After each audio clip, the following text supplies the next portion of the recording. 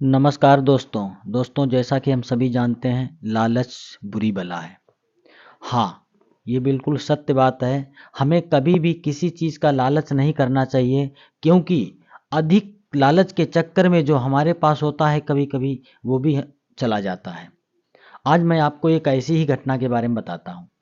किसी समय एक देश में एक गरीब ब्राह्मण रहता था। ब्राह्मण धन कमाकर ला पाने में असमर्थ था, इसीलिए उसकी जो पत्नी जी थी वो उसे रोज फटकारती रहती थी। एक दिन उसकी पत्नी ने ब्राह्मण से कहा, हमारे राजा के महल में तुम क्यों नहीं जाते हो? देश के इतने सारे ब्राह्मण श्लोक पढ़कर राजा को आशीर्वाद देकर धन हासिल करते रहे हैं, तुम वैसा क्यों नहीं कर पाते? तुम भी तो राजा के पास जाकर श्लोक पढ़कर आशीर्वाद देकर धन कमा सकते हो। अपनी पत्नी की बात सुनकर ब्राह्मण ने कहा, तेरे लिए मुंह से कह देना आसान बात है, लेकिन जिस पर गुजरती है वही जानता है। ना तो मुझे आशीर्वाद देना आता है और ना ही मैं कोई श्लोक पढ़ना जानता हूँ, तुम्हें क्या पता? ब्राह्मण का जवाब सुनकर उसकी पत्नी गुस्से में बोली, तो फिर तुम कैसे मर्द हो? आशीर्वाद देना भी तुम्हें नहीं आता, श्लोक पढ़ना भी तुम्हें नहीं आता, तुम ब्राह्मण कैसे बन गए? मैं कह रही हूं ना, तुम राजा के पास जाओ, रास्ते में जो भी देखना उन सबका विवरण एक श्लोक की तरह गाकर राजा को सुना देना, और किसी को इस पर शक भी नहीं होगा। अपनी पत्नी की बात मानते हुए ब्राह्मण ने कहा, ठीक है, जाऊंगा। उसकी पत्नी ने अगले दिन नहा धोकर उसके लिए भोजन तैयार किया, अपने पति को भरपेट खिलाया, और उसके बाद जो है वो ब्राह्मण राजा से मिलने के लिए चल दिया। ब्राह्मण घर से बाहर निकलकर चारों तरफ ठीक से देखते हुए एक एक कदम आगे बढ़ा रहा था। सबसे पहले उसकी नज़र एक चूहे पर पड़ी जो मिट्टी कुरेद रहा था। इस घटना को उसने मन ही मन श्लोक की तरह रचने की कोशिश की, उछल कूद कर माटी कुरेदा। आगे बढ़ने पर उसने एक आदमी को बगीचे में साग बनाते हुए देखा। उसने फौरन श्लोक की पंक्ति रच डाली, गठरी जैसा बैठा कुछ करता। आगे बढ़ने पर ब्राह्मण ने देखा सामने से एक बैल आ रहा था और बैल की पीठ पर एक बगुला बैठा था जो दूर से ही ब्राह्मण की तरफ देख रहा था। ब्राह्मण ने श्लोक की पंक्ति की रचना की, एक कदम दो कदम कहाँ जा रहे हो, गर्दन उठाकर किसे देखते हो। आगे बढ़ने पर ब्राह्मण ने कद्दू की लता पर खिले हुए फूल को देखा और उसने उसको भी श्लोक की पंक्ति की रचना की और बोला, कद्दू फूल खिला हुआ। जब ब्राह्मण राजा के महल के करीब पहुंचा तो अपने पड़ोस के परिचित एक दूसरे ब्राह्मण को देखा। उसका नाम था गाधोरी। उसकी भी रचना श्लोक की पंक्ति में की और बोला, पेट गाधोरी बाबू कहाँ जाते हो।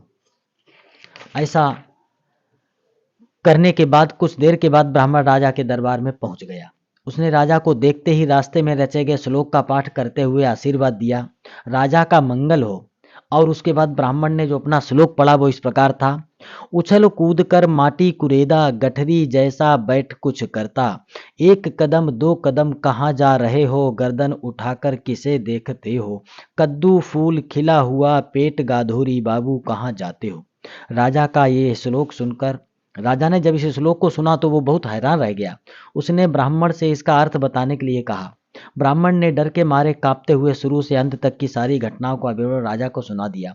ब्राह्मण की बातें सुनकर राजा को दया आ गई और उसने उसे भोला भाला ब्राह्मण समझकर सोना चांदी उपहार में देकर विदा किया। जब राजा ब्राह्मण को सोना चांदी दे रहा था तब दरबार में जो वो दूसरा ब्राह्मण पेट गाधोरी नामक था वो भी वहां मौजूद था।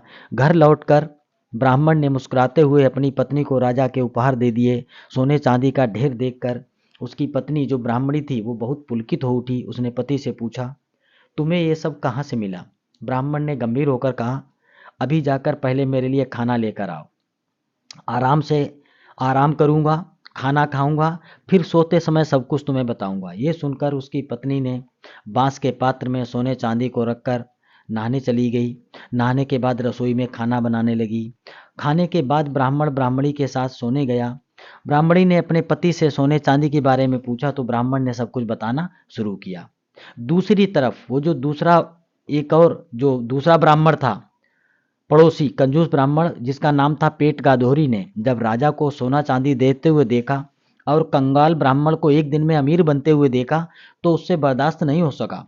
इसीलिए ब्राह्मण का धन चुराने के लिए वो ब्राह्मण के घर में सेंध लगाने के लिए पहुंच गया। ब्राह्मण ने घरवाली को बताया, इधर इस ब्राह्मण ने, कि उसने राजा को सबसे पहले श्लोक की पहली पंक्ति सुनाई, उछल कूद कर माटी कुरेदा। उधर जो पेट गाधोरी नामक ब्राह्मण जो उसके घर में सेंध लगा रहा था, जब उसने पंक्ति सुनी तो वो ये समझ गया कि उसके दिमाग में ये आया कि ये ब्राह्मण हमारे बारे में ही बात कह रहा है, इसलिए पेट गाधोरी ने सेंध खोदना बंद कर दिया और गठरी की तरह बैठ गया। उधर ब्राह्मण ने फिर दूसरी पंक्ति सुनाई कि गठरी जैसा बैठा कुछ करता। ये सुनते ही पेट गाधोरी ने सोचा कि ब्राह्मण ने उसे देख लिया है। वह उठकर धीरे धीरे एक कदम आगे बढ़ाने लगा। ब्राह्मण ने फिर अपनी पत्नी को श्लोक की तीसरी पंक्ति सुनाई, एक कदम दो कदम कहाँ जा रहे हो। ये सुनकर चोर ने सोचा कि अब वह पकड़ा जाएगा। ये सोचकर चोर गर्दन उठाकर पीछे मुड़कर देखने लगा। उधर ब्राह्मण ने अपनी पत्नी को फिर अगले श्लोक की पंक्ति सुनाई, गर्दन उठाकर किसे देखते हो। जब उस चोर ब्राह्मण ने सुना तो वह पास की कद्दू की लता के पीछे छिप गया।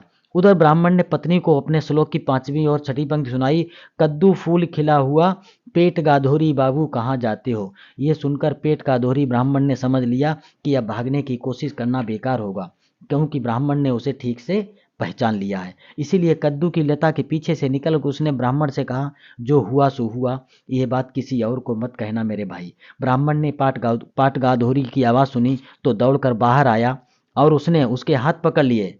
ब्राह्मणी ने चोर से कहा, अगर किसी से नहीं कहना है तो अपने घर से जो भी सामान मैं बताऊंगी वो तुम्हें ला करके हमें देना होगा। पेट गाधोरी ने सोचा कि अगर चोरी वाली बात फैलेगी तो वह कहीं का नहीं रह जाएगा। इसीलिए भगवान की कसम खाकर उसने वादा किया कि अगले दिन वह सारा सामान ला लेकर के आएगा, मगर ये बात फैलनी नहीं चाहिए। ब्राह्मण ने बात मान ली और उसे छोड़ दिया। अगले दिन वही चोर ब्राह्मण पेट गाधोरी अपने घर का सामान लेकर के जो कुछ उस ब्राह्मणी ने बताया था उसके पास पहुंच गया और उन दोनों के जीवन में खुश